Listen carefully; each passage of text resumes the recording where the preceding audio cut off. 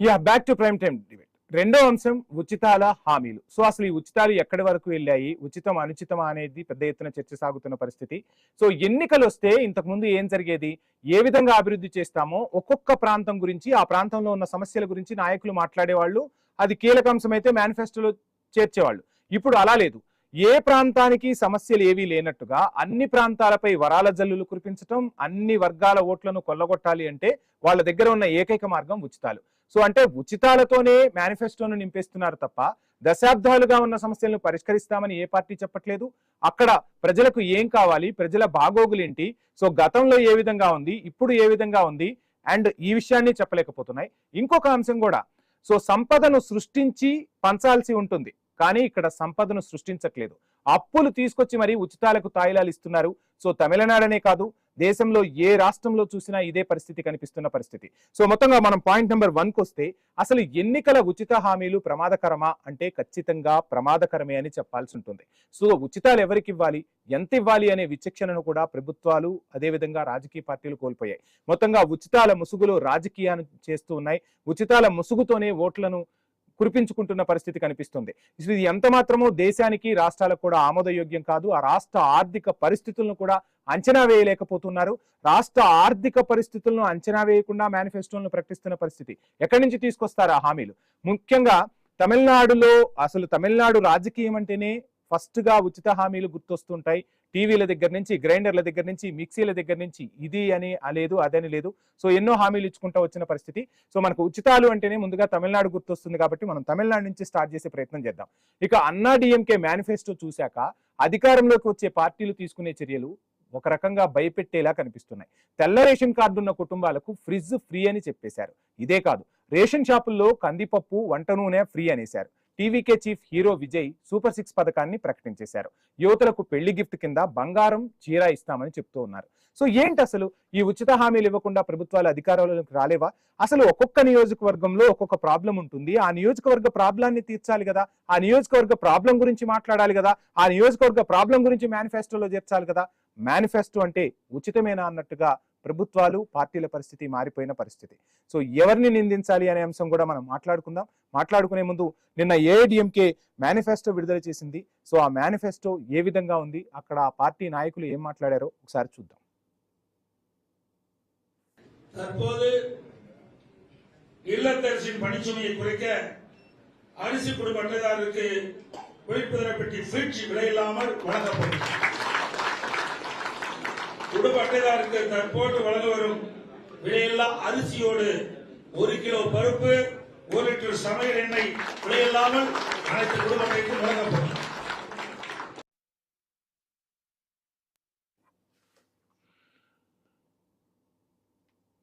Right, కొద్ది రోజుల క్రితమే ఇదే తమిళనాడులో ప్రస్తుతం ఉన్న తమిళనాడు సర్కార్పై సుప్రీంకోర్టు ఆగ్రహం వ్యక్తం చేసింది. ఎందుకో తెలుసా? ఉచితాలకు సంబంధించి సుప్రీంకోర్టు ఆగ్రహం వ్యక్తం చేసిన పరిస్థితి. సో దీనికి ఒక లిమిట్ అంటూ లేదా అంటూ సుప్రీంకోర్టు ఆగ్రహం వ్యక్తం చేసిన ఈ రోజు అక్కడ ప్రతిపక్ష పార్టీ ఏం చేసింది? ఉచితాలనే మేనిఫెస్టోలో చేర్చింది. ఒకసారి ఆ అంశాన్ని మనం గుర్తు చేసుకునే ప్రయత్నం చేస్తే, ఫిబ్రవరిలో తమిళనాడుకు చెందిన ఒక పిటిషన్ విచారణలో ఉచిత హామీలు, ఉచిత పథకాలపై సుప్రీంకోర్టు కీలక వ్యాఖ్యలు చేసింది. చాలా క్లియర్ కట్ గా చెప్పింది, దేశాభివృద్ధికి ఆటంకం కలిగించే ఈ తరహా విధానాలపై సమీక్ష చేయాల్సిన అవసరం వచ్చిందని చెప్పింది. ఆహారం, విద్యుత్ ఇలా అన్ని ఫ్రీగా ఇచ్చుకుంటూ పోతే ఏం అభివృద్ధి చేస్తారు, రాష్ట్రాన్ని ఏం అభివృద్ధి చేస్తారు, ప్రజల స్థితిగతులను ఏ విధంగా మారుస్తారంటూ కూడా ప్రశ్నించిన పరిస్థితి. ఆర్థిక స్థాయితో సంబంధం లేకుండా, రాష్ట్ర ఆదాయ వనరులతో సంబంధం లేకుండా ఎలా ఉచిత విద్యుత్ ఇస్తారంటూ ప్రశ్నించిన పరిస్థితి. ఇక్కడ ఒక ఉచిత విద్యుత్తే కాదు, ఎన్నో కార్పొరేషన్లు ఉంటాయి. ప్రభుత్వాలు వచ్చినప్పుడల్లా ఈ కార్పొరేషన్లపై పడి ఉచితాలు ప్రకటిస్తున్న పరిస్థితి. ఈ రోజు ఆ కార్పొరేషన్లు సంక్షోభంలో నెట్టేస్తూ ఉన్నారు. ఆ కార్పొరేషన్లకు చెల్లించాల్సిన బకాయిలు చెల్లించట్లేదు. ఆ కార్పొరేషన్ల భవితవ్యమే ప్రశ్నార్థకమయ్యేలా చేస్తున్న పరిస్థితి. అంటే రాజకీయ పార్టీలు వ్యవస్థలను నిర్వీర్యం చేస్తున్నాయి. ఎవరి జేబుల్లో డబ్బులు వీళ్ళు ఇవ్వట్లేదు. ఏ పార్టీ ఫండ్ నుంచి వీళ్ళు డబ్బులు తీసుకొచ్చి ఇవ్వట్లేదు. ప్రజల డబ్బులని, ప్రజల పన్నులనే ఉచితాలుగా ఇస్తూ ఉన్నారు. అండ్ ఉచితాలు ఇవ్వాలి అంటే ఒక పేరు చెప్పి మరొక పథకానికి మారుస్తున్న పరిస్థితి. సో పథకాలు ఇవ్వాలి అంటే సంపదను సృష్టించే ఇవ్వాలి. ఆ సృష్టించి ఇచ్చే ప్రభుత్వాలు ఏవైతే ఉన్నాయో వాటినే ప్రజలు నిశితంగా గమనించి ఓట్లేయాల్సిన అవసరం కూడా ఉంది. ఇక ఒక్కొక్క రాష్ట్రం గురించి మనం మాట్లాడుకుంటూ వద్దాం. ముందుగా మనం తెలంగాణ గురించే మాట్లాడుకుంటే, ఉచిత హామీలు ఇచ్చిన తెలంగాణలో ప్రస్తుతం పరిస్థితి ఎలా ఉంది అనేది ప్రజలు కూడా చర్చించుకుంటూ ఉన్నారు. తెలంగాణలో 6 గ్యారంటీల హామీ అమలుతో కాంగ్రెస్ పార్టీ అధికారంలోకి వచ్చిన పరిస్థితి. ఇప్పటికు రమారమి 3 ఏళ్లు గడుస్తోంది. అయినా ఇప్పటికీ 6 గ్యారంటీలు అమలయ్యాయంటే దిక్కులేదు. దానికి కారణం రాష్ట్ర ప్రతికూల ఆర్థిక పరిస్థితి అని చెప్తున్న పరిస్థితి. ఇక్కడే అందరూ ఒక విషయాన్ని మాట్లాడుకోవాల్సిన అవసరం ఉంది. రాష్ట్ర ఆర్థిక పరిస్థితి ఏంటో తెలియకుండానే ఆ రోజు ఈ 6 గ్యారంటీల హామీలు ఇచ్చారా? ఆదాయాన్ని ఎలా సృష్టిస్తామో ఆలోచన లేకుండా ఎవరు ఇవ్వమన్నారు ఈ హామీలు? ఇది ఒక తెలంగాణనే కాదు, అటు ఆంధ్రప్రదేశ్ కావచ్చు, దేశంలో ఉన్న ప్రతి రాష్ట్రానికి కూడా ఇది ప్రశ్నను సూటిగా సంధిస్తున్న పరిస్థితి. సో ఏంటి అసలు ఆదాయం ఎంతుందో అంచనా వేయకుండా ఈ హామీలు ఎలా నెరవేరుస్తామని చెప్తూ వస్తారు, ఎలా ప్రజలను మభ్యపెడుతూ వస్తారు. సో ప్రజలు ఎంత కాదనుకున్నా ఉచితాలు అనగానే అట్రాక్ట్ అయ్యేలా ఎందుకు చేస్తూ ఉన్న పరిస్థితి? ఏ పార్టీ కూడా అతీతం కాకుండా పోయిన పరిస్థితి. దేశ ప్రధానేమో క్లియర్ కట్ గా చెప్తారు. సో ఎక్కడా కూడా ఉచితాలకు మా ప్రభుత్వం వ్యతిరేకమని చెప్తారు. అటు బీహార్ లో చూస్తే ఎలక్షన్ ముందు 10,000 రూపాయలు మహిళల అకౌంట్లో వేసిన పరిస్థితి. అంటే మీ ప్రభుత్వము అంటే కూటమిలో ఉన్న అన్ని ప్రభుత్వాలకు కూడా చెప్పాల్సిన పరిస్థితి లేదా? సో ఎక్కడ ఏ రాజకీయ పార్టీ అతీతం కాకుండా పోయింది అనేది మాత్రం సత్యం. దేశం భవిష్యత్తు, భావితరాల భవిష్యత్తుని ఉచితాలు ప్రశ్నార్థకం చేస్తున్నాయనేది కూడా నిగూఢ సత్యమే. ఇక ఉచిత హామీలు ఇచ్చిన మరొక రాష్ట్రం కర్ణాటక. ఇప్పుడు కర్ణాటక గురించి మాట్లాడుకుందాం. కర్ణాటకలో కాంగ్రెస్ ప్రభుత్వం ఉచిత హామీల అమలుతోనే, అదే సూపర్ 6 తోనే అక్కడ సిద్ధరామయ్య సర్కార్ అధికారంలోకి వచ్చిన పరిస్థితి. ఇప్పటికీ ఆ పథకాలకు నిధులు సమకూర్చుకోలేక ముచ్చెమటలు పడుతున్నాయి అక్కడి సర్కార్కి. ఆ మధ్య ఉచిత బస్సు పథకం ఎత్తివేయాలనే డిమాండ్ కూడా పెద్ద ఎత్తున వినిపించింది.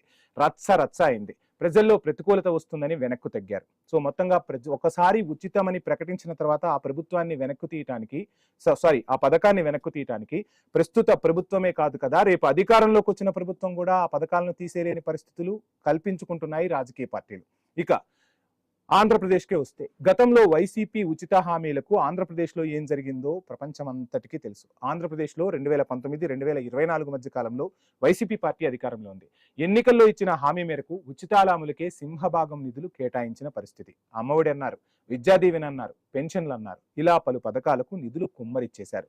ప్రజలకు నిధులు వెచ్చించడంలో తప్పులేదు, కానీ ఆ 5 ఏళ్ల కాలంలో అభివృద్ధిని మర్చిపోయారు. అభివృద్ధి, సంక్షేమం అనేవి ఏ ప్రభుత్వానికైనా 2 టైర్ల లాంటివి అంటారు, రథచక్రాలు అంటారు. ఈ 2 రథచక్రాలు సమన్వయంగా ముందుకు సాగితేనే ఆ రాష్ట్రం అభివృద్ధి చెందుతుంది. కానీ అభివృద్ధిని విస్మరించి సంక్షేమానికే పెద్దపీట వేస్తూ అభివృద్ధి కోసం తెచ్చిన నిధులను కూడా సంక్షేమానికి ఖర్చు చేస్తే మిగిలేదేంటి?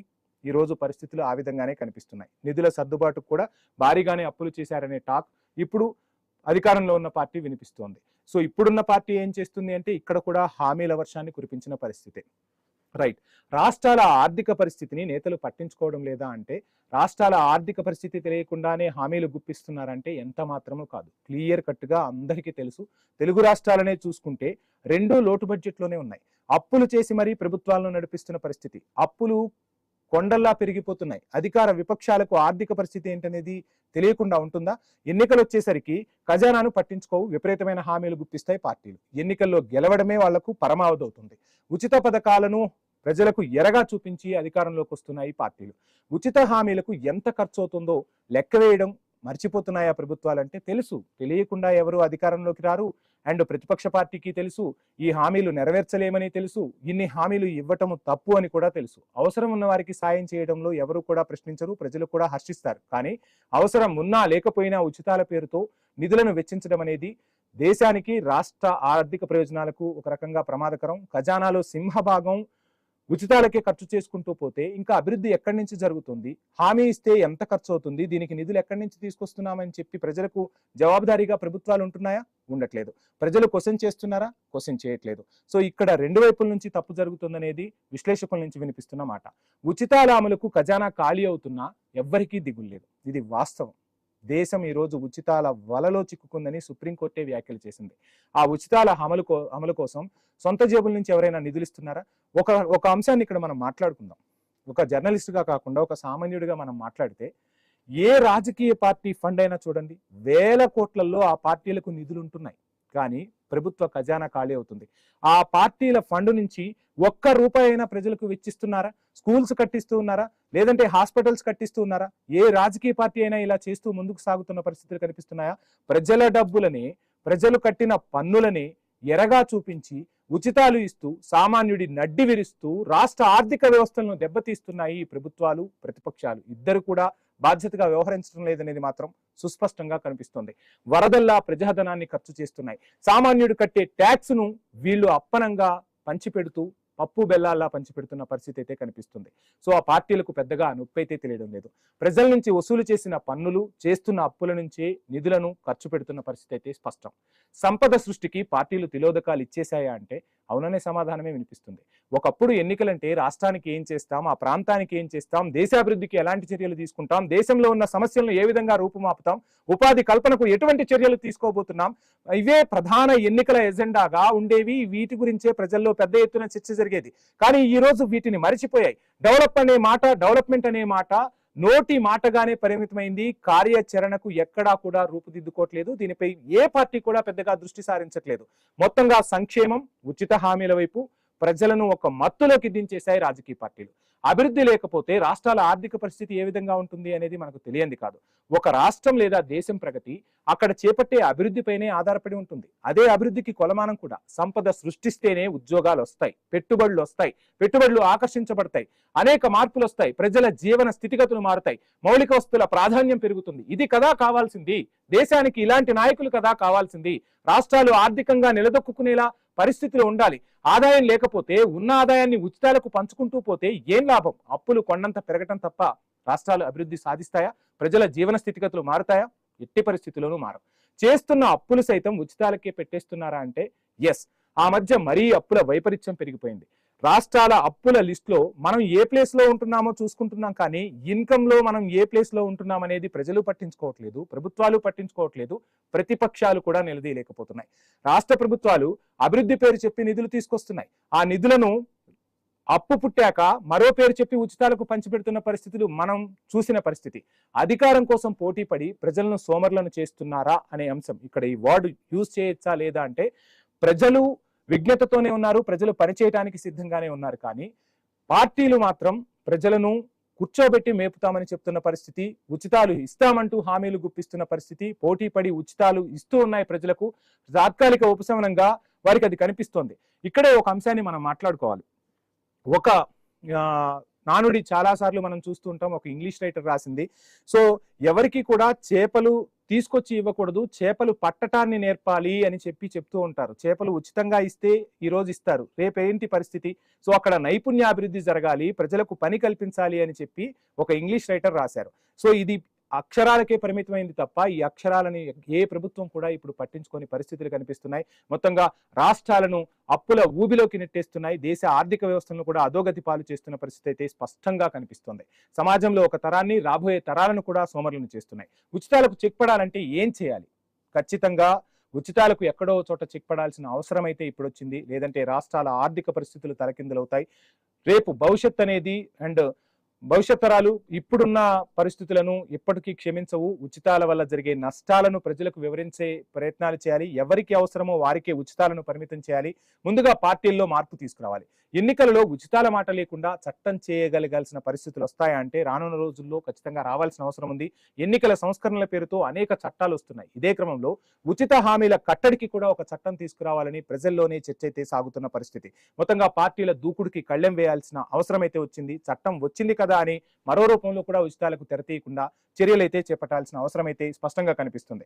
ఇదే అంశానికి సంబంధించి మనతో మాట్లాడేందుకు మస్తాన్ రావు గారు, ప్రముఖ రాజకీయ విశ్లేషకులు, మనకు జూమ్ లో సిద్ధంగా ఉన్నారు. మస్తాన్ రావు గారు నమస్కారం అండి. నమస్తే సార్. నమస్తే. ఈ పార్టీ అని లేదు, ఆ పార్టీ అని లేదు, దేశంలో చూసినా రాష్ట్రంలో చూసినా ఉచితాలతో ప్రజలను మభ్యపెడుతూ ఓట్లు కుమ్మరించుకుంటున్న పరిస్థితి. సో ఏంటి అసలు ఈ ఉచితాలు దేశ రాష్ట్ర ఆర్థిక వ్యవస్థలను ఏ విధంగా అధోగతి పాలు చేస్తున్నాయో మనం ఇప్పుడు సవివరంగా చూసాం. ఏం చెప్తారు మీరు? గుడ్ ఈవినింగ్ అండి. ఐనిష్ మీకు కూడా. మీరు ఇందాక ఓపెనింగ్ రిమార్క్స్ లో మొత్తం డీటెయిల్ గా చెప్తారు. అంటే ఇప్పుడు ఎవరైనా వేరే రాష్ట్రాల్లో వాళ్ళు ఎవరైనా ఉంటే కనుక అందరూ తమిళనాడు వెళ్ళి మనం అక్కడ రేషన్ కార్డు తీసుకుందాం అనే దీనిలో ఆలోచనలో ఉన్నారు. ఎందుకంటే ఇంట్లో ఉప్పులు, పప్పులు, ఏంటి నూనె, బియ్యం, ఫ్రిడ్జ్, అది నెలవారీ ఖర్చులు అయిపోతాయి. ఇక కొద్దిగా లగ్జరియస్ గా అనుకునేది జనరల్ గా మిడిల్ క్లాస్ వాళ్ళు ఫ్రిడ్జ్ లో కొంటున్నారు. ఇప్పుడు లో మిడిల్ క్లాస్ వాళ్ళు కొంటున్నారు. వాళ్ళకు కూడా అంటే బీపీఎల్ కార్డులు ఎవరుకుంటే వాళ్ళందరికీ ఫ్రిడ్జ్లు. అవును. ఇప్పుడు ఆల్రెడీ 1000 రూపాయలు ఇస్తున్న పెన్షన్ 2000 చేస్తాను అంటున్నారు. సో ఇక అందరూ మూటాముళ్ళ సర్దుకొని తమిళనాడు వెళ్తే బాగుండేదేమో అనిపిస్తుంది అనమాట. అట్లా ఉమ్, ఉన్నారు ఉమ్. ప్రజలందరూ, అదేంటి అట్లా ఇస్తున్నారు అన్నట్టు. ఇది ఒక పార్టీదే కదా ఎందుకంటే మస్తాన్ రావు గారు, మనం చూసింది ఒక పార్టీ మేనిఫెస్టోని. ఇంకా పార్టీల మేనిఫెస్టోలు రావాల్సింది, ఇంకా అవన్నీ చిత్ర విచిత్రాలు ఉంటాయో. కాదండి, ఇప్పుడు తమిళనాడు విజయ్ గారు ఏదో కొత్తగా వస్తున్నారు, ఆయన అవును, అవును. సినిమాల్లో ఉమ్, ఈ జయలలిత గారు వాళ్ళందరూ కూడా ఫ్రీ బీసీ ఇచ్చినప్పుడు ఆయన వాటన్నిటిని కూడా ఏదైతే మనకి ఇవి ఉన్నాయో గ్రైండర్లు కానీ వాటన్నిటిని కూడా మంటల్లో వేసినట్టు చూపించారు, వాటిని వ్యతిరేకించాలి. కానీ ఆయన రాజకీయ పార్టీ పెడితే ఆయన కూడా వాస్తవం బోధపడింది. ఏంటి ఆ ఫ్రిడ్జ్లు ఆ టీవీలు అవన్నీ మనం కూడా ఇవ్వకపోతే మనం కూడా ఓట్లు రావు అనే స్థితికి వచ్చి ఆయన కూడా సూపర్ 6 ప్రకటించారు. ఏకంగా బంగారం ఇస్తానంటున్నాడు ఆయన. సో ఇప్పుడు ఆల్రెడీ చూస్తే డిఎంకే ఏదైతే ఉందో డిఎంకే ఆల్రెడీ ల్యాప్టాప్లు ఇచ్చేసింది అందరికీ.